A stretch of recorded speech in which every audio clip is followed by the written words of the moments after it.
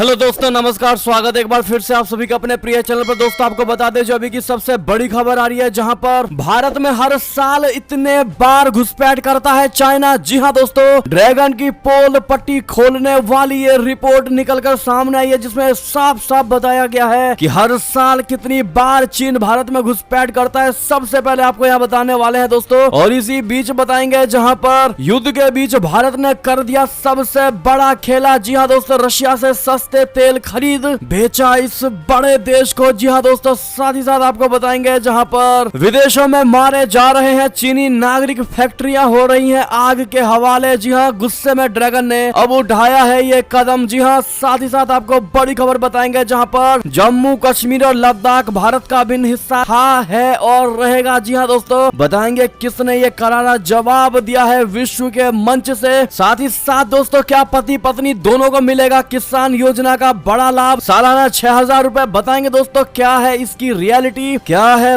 नया नियम। जी हाँ दोस्तों, सबसे पहले आपको भी बताने वाले, तो आराम से बनी रहेगा वीडियो के अंत तक। और अभी खबरों में आगे बढ़ने से पहले हमेशा की तरह दोस्तों, अगर आप भी मानते हैं कि अपना भारत मोदी जी के नेतृत्व में आगे बढ़ रहा है दोस्तों, और जब से मोदी जी प्रधानमंत्री बने हैं पाकिस्तान की हेकड़ी निकलती दिखाई दे रही है, और चाइना की भी, और साथ ही साथ अपने भारतीय सेनाओं पर आपको गर्व है, तो इस वीडियो को भी कर दीजिएगा लाइक, चैनल को कर दीजिए सब्सक्राइब, बेल आइकन दबाइए, साथ ही कमेंट बॉक्स में लिख दीजिएगा जय हिंद। जी हाँ दोस्तों, तो चलते हैं पहली और सबसे बड़ी खबर की तरफ, जहां पर भारत में हर साल 341 बार घुसपैठ करता है चाइना। ड्रैगन की पोल पट्टी खोलने वाली कौन सी है ये रिपोर्ट आपको बता दें। भारत में चीन की घुसपैठ कोई नई बात नहीं है, चीन के रग रग से भारत वाकिफ है, और ये सीमा पर ड्रैगन की बुरी नीयत का ही नतीजा है कि दोनों देशों के बीच संबंध अच्छे नहीं रह गए हैं। खासकर जून 2020 में गलवान संघर्ष के बाद से पिछले 29 महीनों में चीन के प्रति भारत ने कई मौकों पर कड़ा रुख अख्तियार किया है। चीन की कूटनीति से पूरी दुनिया वाकिफ है। अब अंतर्राष्ट्रीय विशेषज्ञों की एक स्टडी ने भी प्रमाणित कर दिया है कि भारत में चीनी घुसपैठ आकस्मिक घटनाएं नहीं है। जी हाँ दोस्तों, इस स्टडी के अनुसार अक्साई चीन क्षेत्र में चीनी अतिक्रमण आकस्मिक घटनाएं नहीं है, बल्कि विवादित सीमा क्षेत्र पर स्थायी नियंत्रण पाने की रणनीतिक रूप से सुनियोजित विस्तारवादी रणनीति का हिस्सा है। आप सभी को बता दें कि भारत और चीन के बीच 3,488 किलोमीटर लंबी वास्तविक नियंत्रण रेखा एलएसी को लेकर सीमा विवाद जारी है। भारत के अरुणाचल प्रदेश को चीन दक्षिण तिब्बत का हिस्सा बताता है, तो वहीं भारत इसका विरोध करता है। अक्साई चीन लद्दाख का बड़ा इलाका है जो इस समय चीन के कब्जे में है। जी हाँ दोस्तों, बता दें कि अब जो सबसे बड़ा खुलासा हुआ है चीन को लेकर दोस्तों, वो ये है कि हर साल औसतन 341 बार घुसपैठ करता है चाइना भारत में। जी हाँ, भारत सरकार के 2019 के आंकड़ों के अनुसार चीन की सेना ने 2016 से 2018 के बीच 1025 बार भारतीय क्षेत्र में घुसपैठ की है। तत्कालीन रक्षा राज्य मंत्री श्रीपद येशो नाइक ने नवंबर 2019 में लोकसभा को बताया था कि चीन की सेना ने 2016 में 273 बार घुसपैठ की, जो 2017 में बढ़कर 426 हो गई। 2018 में इस तरह की घटनाओं की संख्या 326 रही। 3 साल में 1025 बार घुसपैठ का औसत निकाले तो चीन ने हर साल करीब करीब 341 बार घुसपैठ किया है। हालांकि 15 साल के आंकड़ों के आधार पर अध्ययनकर्ताओं ने प्रत्येक वर्ष घुसपैठ की औसतन 7.8 घटनाएं देखी हैं। भारत सरकार का आकलन इससे बहुत अधिक है। जी हाँ दोस्तों, गुरुवार को जारी अध्ययन में कहा गया है कि हम देखते हैं कि संघर्ष को 2 स्वतंत्र संघर्षों पश्चिम और पूर्व में अलग अलग किया जा सकता है, जो अक्साई चीन और अरुणाचल प्रदेश के प्रमुख विवादित इलाकों के इर्द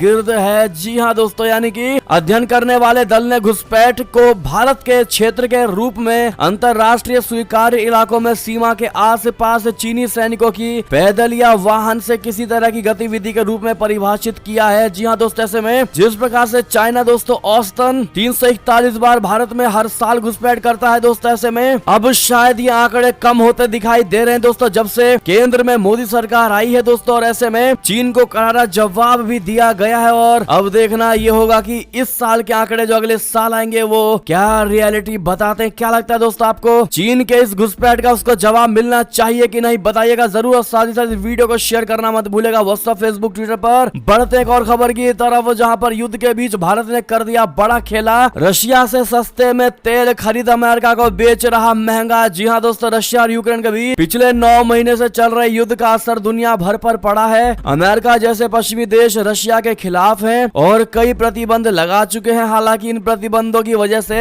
पश्चिमी देशों को भी नुकसान झेलना पड़ रहा है। इसी बीच भारत ने बड़ा खेल कर दिया है दोस्तों। दरअसल भारत अमेरिका को वैक्यूम गैस ऑयल का एक्सपोर्ट कर रहा है। ये वीजियो भारत ने रशिया से सस्ती दरों पर खरीदा है और अमेरिका को महंगी दरों पर बेच रहा है दोस्तों, जिससे मुनाफा भी हो रहा है। कहा यह जा रहा है कि युद्ध के दौरान पश्चिमी देश रशिया की आपूर्ति को बदलने के लिए विकल्प चाहते हैं। अमेरिका और कनाडा ने यूक्रेन पर मॉस्को के आक्रमण पर रूसी तेल आयात पर प्रतिबंध लगा दिया था। रूसी कच्चे और तेल उत्पादों के आयात पर यूरोपीय संघ के प्रतिबंध क्रमशः 5 दिसंबर और 5 फरवरी को प्रभावी होंगे। जी हां दोस्तों, इस बीच दुनिया का तीसरा सबसे बड़ा तेल आयातक भारत रशिया से कच्चा तेल पहले के मुकाबले अधिक खरीद रहा है और ज्यादा मार्जिन लेकर पश्चिमी देशों को एक्सपोर्ट कर रहा है। लेटेस्ट जानकारी के अनुसार वैश्विक तेल व्यापारियों विटोल और ट्रेफी गोरा ने भारतीय रिफाइनर नायरा एनर्जी से वीजियो का एक कार्गो खरीदा है, जो $10 से $15 प्रति बैरल के बीच है। सूत्रों ने कहा है कि इन दरों पर दिसंबर में भारत के वाडीनार बंदरगाह से लोड होने वाले कार्गो के अमेरिका या यूरोप जाने की संभावना है। जी हाँ दोस्तों, इतना ही नहीं, आपको बता दें रशिया से डिस्काउंट पर तेल खरीदने के बाद भी अमेरिका ने भारत को अपना सबसे जरूरी साझेदार भी माना है। जी हाँ, जेनेट ने शुक्रवार को भारत की आर्थिक तरक्की की सराहना की और साथ ही उसे अमेरिका का एक जरूरी दोस्त भी करार दिया है। पहली बार भारत दौरे पर आई जेनेट का यह बयान ऐसे समय में आया है जब 1 दिसंबर को भारत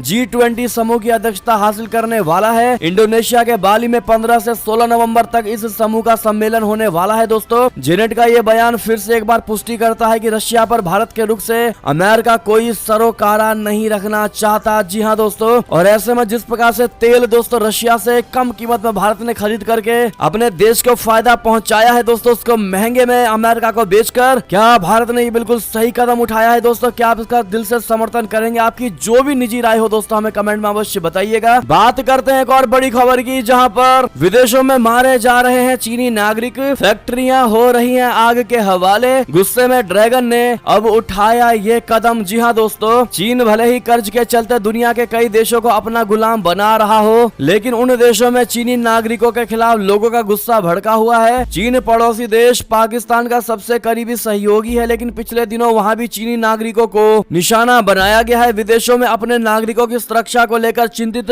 चीन अब बड़ा कदम उठाने जा रही है। दोस्तों, चीनी निवेश और चीनी नागरिकों पर हमला के साथ साथ बेल्ट एंड रोड इनिशिएटिव यानी BRI परियोजनाओं के बारे में लोगों के बीच नकारात्मक धारणा बन रही है। इन सब के बीच सुरक्षा बीजिंग का शीर्ष एजेंडा बन गया है। द HK पोस्ट की रिपोर्ट के अनुसार ड्रैगन विदेशों में चीनी नागरिकों और BRI परियोजनाओं की सुरक्षा के लिए सुरक्षा फर्मों को तैनात करने पर विचार कर रही है। जी हाँ दोस्तों, बता दें अब जो चाइना ने बड़ा कदम उठाया है वो ये है कि ड्रैगन ने 20 सुरक्षा फर्मों को विदेशों में काम करने का लाइसेंस दे दिया है। दोस्तों, शोध संस्थान के अनुसार लगभग 20 सुरक्षा फर्मों को विदेशों में काम करने के लिए लाइसेंस दिया गया है। चूंकि विदेशों में PLA सैनिकों या सेवारत पुलिस कर्मियों की तैनाती कूटनीतिक तौर पर चीन को भारी पड़ सकती है, इसीलिए निजी सुरक्षा फर्म चीन के लिए ये काम करेंगी। साथ ही साथ बड़ी खबर आपको बता दें, जहां पर UNHRC में पाकिस्तान को भारत का करारा जवाब, कहा जम्मू कश्मीर और लद्दाख भारत का अभिन्न हिस्सा था, है और रहेगा। जी हां, संयुक्त राष्ट्र मानवाधिकार परिषद में 7 से 18 नवंबर तक आयोजित सार्वभौमिक सामयिक समीक्षा कार्यकारी समूह के 41वें सत्र को संबोधित करते हुए भारत के सॉलिसिटर जनरल तुषार मेहता ने मंच पर कश्मीर राग छेड़ने को लेकर पाकिस्तान की खिंचाई की है। उन्होंने कहा कि पूरा केंद्र शासित प्रदेश जम्मू कश्मीर और लद्दाख हमेशा उसका अभिन्न और अविभाज्य हिस्सा था और रहेगा। साथ ही उन्होंने ये कहा है कि 2019 में संवैधानिक बदलाव के बाद क्षेत्र के लोग अब देश के अन्य हिस्सों की तरह अपनी पूरी क्षमता का एहसास करने में सक्षम हैं। मेहता ने UNHRC में कहा कि समूचा केंद्र शासित प्रदेश जम्मू कश्मीर और लद्दाख हमेशा भारत का अभिन्न और अविभाज्य हिस्सा था और रहेगा। मेहता ने आगे कहा है कि तत्कालीन जम्मू कश्मीर राज्य के संवैधानिक परिवर्तन और पुनर्गठन के बाद क्षेत्र के लोग अब देश के अन्य हिस्सों की तरह अपनी पूरी क्षमता का एहसास करने में सक्षम है। जी हाँ दोस्तों, ऐसे में अगर आप भी तुषार मेहता जी के बात का दिल से समर्थन करते हैं दोस्तों, तो कमेंट में जम्मू कश्मीर और लद्दाख हमारा हिस्सा था, है और रहेगा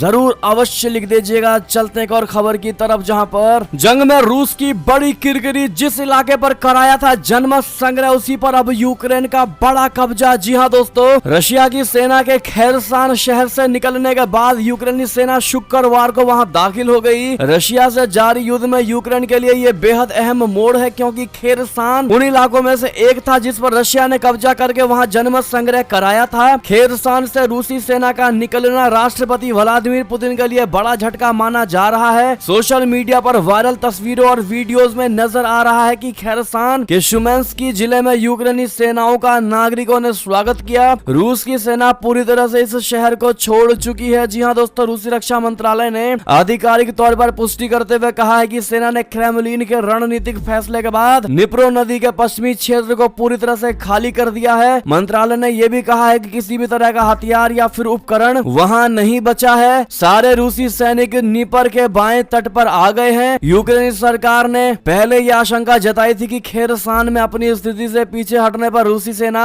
बहुत नुकसान कर सकती है। हालांकि इन आशंकाओं की एक बार फिर पुष्टि हो गई है, क्योंकि वीडियोज से पता चला है कि निकासी के बाद निप्रो नदी पर एंटोनिवस्की ब्रिज क्षतिग्रस्त हो गया है। जी हाँ दोस्तों, आप सभी को बता दें यह रशिया के लिए सबसे बेहद और शर्मनाक पल था। जी हाँ दोस्तों, ये कदम यूक्रेन में युद्ध के दौरान रशिया के लिए बहुत बड़ा झटका माना जा रहा है। दोस्तों, इस साल फरवरी में जब रशिया ने यूक्रेन पर हमला किया था तो उसका लक्ष्य सिर्फ जीत था, लेकिन अब करीब 9 महीने के बाद भी हालात बिल्कुल उलट चुके हैं। दोस्तों, रशिया के लिए जहां स्थिति शर्मनाक है तो वहीं यूक्रेन इन हालातों पर फूला नहीं समा रहा है। जी हाँ दोस्तों, ऐसे में क्या बड़ी वजह हो सकती है कि रशिया ने अपने सैनिकों को खेरसान से वापस बुला लिया है। दोस्तों, क्या पुतिन को लग रहा है कि वो नहीं जीत पाएंगे? जो भी आपकी निजी राय हो इस पर कमेंट करके अवश्य बताइएगा। साथ ही साथ बात करते हैं और बड़ी खबर की, जहां रूसी राष्ट्रपति पुतिन को सता रहा है हत्या का डर। G20 की मीटिंग में इसीलिए नहीं ले रहे हैं हिस्सा। जी हाँ दोस्तों, ऐसा हम नहीं बल्कि ब्रिटिश अखबार ने बहुत बड़ा दावा किया है। जी हाँ दोस्तों, हत्याओं की आशंका के चलते रशिया के राष्ट्रपति व्लादिमीर पुतिन G20 की मीटिंग में हिस्सा नहीं ले रहे हैं। ब्रिटिश अखबार ने रशिया के सूत्रों के हवाले से यह सनसनीखेज दावा किया है। क्रेमलिन समर्थक एक टिप्पणीकार के अनुसार व्लादिमीर पुतिन G20 शिखर सम्मेलन में हिस्सा नहीं लेंगे क्योंकि उन्हें हत्या किए जाने का डर है। रूसी सैनिकों को खेरसान में अपमानजनक वापसी के लिए मजबूर किए जाने के कुछ ही घंटों बाद सर्गेई मार्कोव ने लिखा है कि अमेरिका, ब्रिटेन और यूक्रेन की विशेष सेवाओं से पुतिन पर हत्या के प्रयास की एक बड़ी संभावना है। मुझे यकीन है कि कुछ पूरी तरह से पागल पश्चिमी लोग इस तरह की स्थिति योजना बना रहे हैं। जी हाँ दोस्तों, बात करते हैं और बड़ी खबर की, जहां प्रधानमंत्री मोदी जी के मुरीद हुए अमेरिकी NSA। जी हाँ दोस्तों, 15 नवंबर से इंडोनेशिया के बाली में आयोजित हो रहे G20 शिखर सम्मेलन से पहले अमेरिका के राष्ट्रीय सुरक्षा सलाहकार जैक सुल्लिवन ने प्रधानमंत्री मोदी जी की जमकर तारीफ की। G20 शिखर सम्मेलन में भारत और अमेरिका के बीच द्विपक्षीय वार्ता से पहले सुल्लिवन ने कहा है कि प्रधानमंत्री मोदी जी और अमेरिका की राष्ट्रपति जो बाइडेन के बीच बहुत ही अच्छे संबंध है। उन्होंने कहा कि G20 सम्मेलन में जो बाइडेन नरेंद्र मोदी जी से मिलने को लेकर उत्सुक हैं। अमेरिकी राष्ट्रपति के आधिकारिक निवास व्हाइट हाउस पर पत्रकारों से बात करते हुए जैक सुल्लिवन ने कहा है कि जो बाइडेन के राष्ट्रपति बनने के बाद नरेंद्र मोदी व्हाइट हाउस आ चुके हैं। इसके अलावा भी कई मौकों पर दोनों नेताओं ने व्यक्तिगत मुलाकात की है। साथ ही साथ वीडियो कॉन्फ्रेंसिंग और फोन के माध्यम से भी एक दूसरे से संपर्क में रहते हैं। जी हाँ दोस्तों, जैक सुल्लिवन ने मोदी जी को लेकर कहा है कि G20 सम्मेलन में जो बाइडेन प्रधानमंत्री मोदी जी से मिलने को लेकर उत्सुक हैं। उन्होंने ये भी कहा है कि हम अगले साल होने वाले G20 सम्मेलन को लेकर भी काफी उत्सुक हैं। अगले साल यानी 2023 का G20 सम्मेलन का आयोजन भारत की अध्यक्षता में होगी। हाल ही में भारत सरकार ने G20 लोगो का अनावरण किया है। जी हाँ दोस्तों, आपको बता दें अगले साल जो बाइडेन भी भारत आ सकते हैं इस G20 शिखर सम्मेलन में भाग लेने के लिए। ऐसे में बढ़ते और बड़ी खबर की ओर, जहां पर अमेरिकी मिड टर्म चुनाव को लेकर सबसे बड़ी खबर, जहां हाउस में ट्रंप की होगी एंट्री। जो बाइडेन के लिए बड़ा खतरा, सीनेट में कांटे की टक्कर। जी हाँ दोस्तों, अमेरिका मिड टर्म चुनाव के नतीजे चुनाव खत्म होने के बाद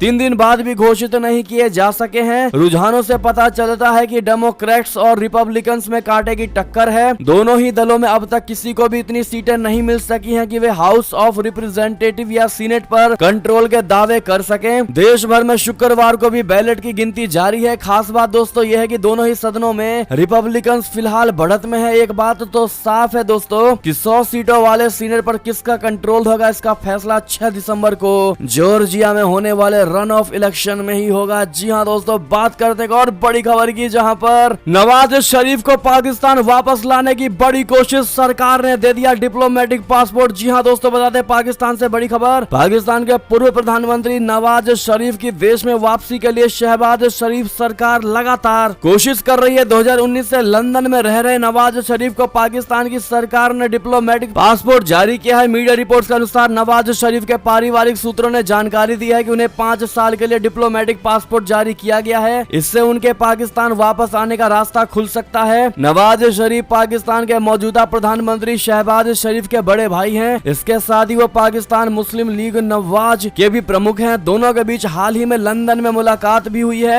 इससे पहले पाकिस्तान सरकार ने इस साल अब तक 3 बार नवाज शरीफ को टेम्परेरी पासपोर्ट जारी कर चुकी है। तो वहीं नवाज शरीफ का दावा है कि उनके पास पहले से ही डिप्लोमेटिक पासपोर्ट है। ये पासपोर्ट फरवरी 2021 तक वैध था, लेकिन इमरान खान की सरकार ने उसे रेन्यू नहीं किया था। जी हाँ दोस्तों, अब देखना ये होगा कि क्या एक भाई अपने पद का गलत इस्तेमाल करके मुजरिम को वापस अपने देश यानी पाकिस्तान बुलाता है या नहीं। आप लोग भी दोस्तों अपनी राय इस पर जरूर दीजिएगा। क्या नवाज शरीफ के लिए शहबाज शरीफ इलीगल तरीका अपनाएंगे? दोस्तों अपनी राय अवश्य दीजिएगा। साथ ही साथ बात करते हैं एक और खबर की, जहां पाकिस्तान खालिस्तानियों के जरिए कर रहा है भारत में कुछ बहुत बड़ा प्लान। जी हाँ दोस्तों, भारतीय खुफिया एजेंसियों के मुताबिक पाकिस्तान की ISI पंजाब समेत देश में अशांति फैलाने के लिए कनाडा को बेस के तौर पर इस्तेमाल कर रही है। कनाडा में बैठे खालिस्तानी और गैंगस्टर की मदद से पंजाब के टारगेट किलिंग की जा रही है। दोस्तों भारत लगातार कनाडा सरकार पर खालिस्तानी संगठनों के साथ साथ देश विरोधी तत्वों पर कार्रवाई की मांग कर रही है, लेकिन कनाडा की सरकार इस मामले में हाथ पर हाथ धरे बैठी है। खालिस्तानी रेफरेंडम को सफल बनाने के लिए खालिस्तानी फेसबुक, यूट्यूब के साथ साथ मोबाइल एप्लीकेशन की भी मदद ले रही है। भारत सरकार ने रेफरेंडम से जुड़े मोबाइल एप्लीकेशन को देश में बैन कर दिया है, लेकिन दुनिया के कई देशों में ये मोबाइल एप्लीकेशन एक्टिव है, जिसके जरिए खालिस्तान का एजेंडा चलाया जा रहा है। जी हाँ दोस्तों, खुफिया एजेंसियों से मिली जानकारी के मुताबिक पाकिस्तान ने दुनिया के अलग अलग देशों में रह रहे खालिस्तानी समर्थकों के जरिए भारत से पंजाब को अलग करने की साजिश में लगा हुआ है। जी हाँ दोस्तों, बात करते हैं एक और बड़ी खबर की, जहां पर इजराइल में फिर आ रहा है बेंजामिन नेतन्याहू जी का युग। रविवार को संभालने जा रहे हैं एक बार फिर सत्ता। जी हाँ दोस्तों, इजराइल में फिर एक बार बेंजामिन नेतन्याहू जी का युग आने वाला है। सबसे लंबे समय तक देश के प्रधानमंत्री रह चुके नेतन्याहू जी रविवार को सत्ता संभालेंगे। शुक्रवार को आधिकारिक बयान में इसकी जानकारी दी गई है। सांसदों के साथ साथ विचार विमर्श के बाद इजराइल की प्रेसिडेंसी ने बताया है कि पूर्व प्रधानमंत्री बेंजामिन नेतन्याहू रविवार को नई सरकार बनाने के लिए आधिकारिक जनादेश हासिल कर लेंगे। गौरतलब है कि 1 नवंबर को हुए चुनाव में नेतन्याहू और दक्षिणपंथी सहयोगियों ने संसद में स्पष्ट बहुमत हासिल किया था। इसके साथ ही इस दिग्गज राजनेता ने सत्ता में वापसी की है। आप सभी को बता दें कि तमाम राजनीतिक गतिरोधों ने बेंजामिन नेतन्याहू का रास्ता रोक रखा था। इसके चलते इजराइल में पिछले 4 साल से भी कम समय में 5 बार चुनाव कराने पड़े। जी हाँ दोस्तों, साथ ही साथ बात करते हैं और खबर की, जहां पर सऊदी अरब को ईरान की बड़ी चेतावनी, कहा सब्र का अगर बांध टूटा तो। जी हाँ, ईरान ने अपने क्षेत्रीय प्रतिद्वंदी सऊदी अरब को सख्त लहजे में चेतावनी दी है। ईरान के मंत्री इस्माइल खातिब ने चेतावनी देते हुए कहा है कि अभी तक तो ईरान तार्किक और रणनीतिक वजहों से धैर्य बनाए हुए है, लेकिन अगर तनाव इसी तरह से जारी रहता है तो हम ये गारंटी नहीं दे सकते हैं कि ईरान का सब्र बना रहेगा। खुफिया मंत्री ने कहा है कि अगर ईरान सऊदी अरब पर जवाबी कार्रवाई करने और उसे सजा देने का निर्णय लेता है तो सऊदी अरब के शीशे के महल टूट जाएंगे और ये देश कभी स्थिरता का अनुभव नहीं कर पाएगा। जी हाँ, हिजाब विरोधी प्रदर्शन के दौरान पुलिस कस्टडी में कुर्दिश महिला महसा अमीनी की मौत के बाद से ही ईरान में प्रदर्शन और तेज हो गए हैं। ईरान का आरोप है कि सऊदी अरब जैसी विदेशी ताकतें देश के नागरिकों को भड़का रही हैं। लगभग पूरे ईरान में जारी है विरोध प्रदर्शन 1979 के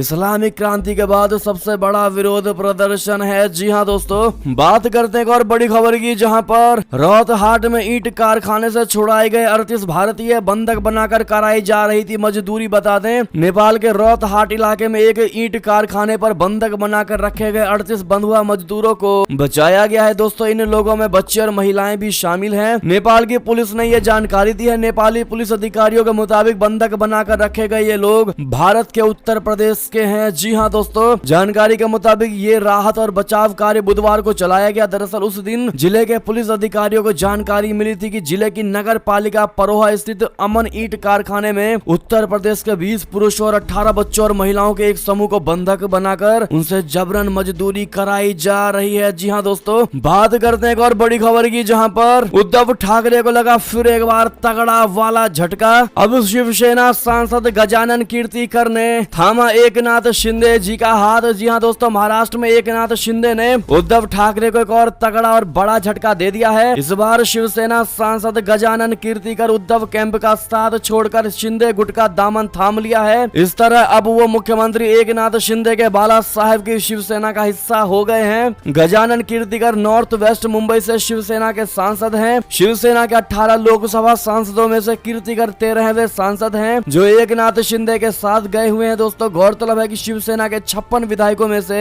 40 पहले ही एकनाथ शिंदे के साथ हैं। इन्हीं के समर्थन के दम पर शिंदे गुट ने भाजपा के साथ मिलकर महाराष्ट्र में सरकार बनाई है। जी हाँ दोस्तों, बात करते एक और खबर की, जहां पर जेल में बंद महाठग सुकेश चंद्रशेखर ने फिर फोड़ा केजरीवाल पर बम, कहा पॉलीग्राफी टेस्ट के लिए तैयार। केजरीवाल सामने तो आए। जी हाँ दोस्तों, दिल्ली की तिहाड़ की मंडोली जेल में बंद देश के सबसे बड़े ठग सुकेश चंद्रशेखर ने एक बार फिर चिट्ठी बम फोड़ा है। दिल्ली के सीएम अरविंद केजरीवाल पर आरोप लगाते हुए सुकेश चंद्र ने कहा है कि केजरीवाल प्रोपेगेंडा के मुद्दे को भटका रहे हैं। चिट्ठी में सुकेश चंद्रशेखर ने दावा किया है कि उसके सभी आरोप एकदम सच हैं और इसकी पुष्टि के लिए वो अपना पॉलीग्राफ टेस्ट करवाने के लिए सहमति देता है। जी हाँ दोस्तों, बात करते और बड़ी खबर की, जहां पर ज्ञानवापी मामले में हिंदू पक्ष को सबसे बड़ी राहत, शिवलिंग का संरक्षण अगले आदेश तक रहेगा जारी। जी हाँ दोस्तों, वाराणसी की ज्ञानवापी मस्जिद परिसर में मिले कथित शिवलिंग के संरक्षण के मामले में हिंदू पक्ष का शुक्रवार को बड़ी राहत मिली है। दोस्तों सुप्रीम कोर्ट ने अगले आदेश तक शिवलिंग के संरक्षण को बढ़ा दिया है। सुप्रीम कोर्ट ने इसके साथ ही कमेटी की याचिका पर प्रतिपक्षों को जवाब दाखिल करने का निर्देश जारी किया है। सुप्रीम कोर्ट ने इस संबंध में लंबित सभी आवेदन का निपटारा करते हुए उन्हें जिला जज के सामने दाखिल करने का निर्देश दे दिया है। जी हाँ, ज्ञानवापी मस्जिद मामले में हिंदू पक्ष के वकील विष्णु शंकर जैन ने जानकारी दी है कि उच्चतम न्यायालय ने सर्वेक्षण आयुक्त की नियुक्ति के संबंध में उच्च न्यायालय के आदेश को चुनौती देने वाली ज्ञानवापी मस्जिद समिति की याचिका पर हिंदू पक्षों से 3 सप्ताह में जवाब देने को कहा है। ऐसे में जय शिव शंकर कमेंट में लिख दीजिएगा। साथ ही साथ बात करते हैं एक और खबर की, जहां पर शराब घोटाले पर बीजेपी का मनीष सिसोदिया पर बड़ा आरोप, कहा 2 कंपनियों से लिए 100 करोड़ रुपए। जी हाँ, बदले गए 140 फोन। जी हाँ दोस्तों, दिल्ली शराब घोटाले पर बीजेपी के प्रवक्ता संबित पात्रा ने प्रेस कॉन्फ्रेंस करके आम आदमी पार्टी पर हमला बोला है। उन्होंने कहा है कि दिल्ली शराब घोटाले की परतें खुल रही हैं। आप सबसे ज्यादा भ्रष्ट पार्टी है। डिजिटल सबूतों से छेड़छाड़ की गई है। सबूत मिटाने के लिए 140 मोबाइल फोन बदले गए हैं। सिसोदिया की टोली ने घोटाला किया है। साथ ही उन्होंने ये भी कहा है कि वारंट वाले गारंटी क्या देंगे, यानी वो लोग क्या गारंटी पत्र जारी करेंगे जिनके ऊपर खुद वारंट है। दरअसल प्रवर्तन निदेशालय यानी ईडी ने पीएमएलए कोर्ट में दावा किया है कि दिल्ली की आबकारी नीति सार्वजनिक होने से काफी पहले कुछ शराब निर्माताओं को लीक कर दी गई थी। शराब घोटाले में 100 करोड़ रुपए की रिश्वत दी गई थी। ईडी की ओर से गिरफ्तार शरद रेड्डी की रिमांड कॉपी से खुलासा हुआ। आरोपी ने 140 के करीब फोन डिस्ट्रॉय किए ताकि सबूत मिटाए जा सके। शरद रेड्डी को पकड़े गए अन्य आरोपी विनय बाबू को ईडी की स्पेशल कोर्ट ने 7 दिन की रिमांड पर भेजा था। जी हाँ दोस्तों, बढ़ते हैं और खबर की तरफ, जहां पर अब पति पत्नी दोनों को मिलेंगे 6000 रुपए। क्या ये वाकई में सच्ची खबर है? आपको बता दें, पीएम किसान योजना के नए नियम क्या कहते हैं। जी हाँ दोस्तों, पीएम किसान सम्मान निधि योजना के तहत सरकार किसानों के खाते में सालाना 6000 रुपए यानी 2000 रुपए की 3 किस्त भेजती है। लेकिन अब तक इस योजना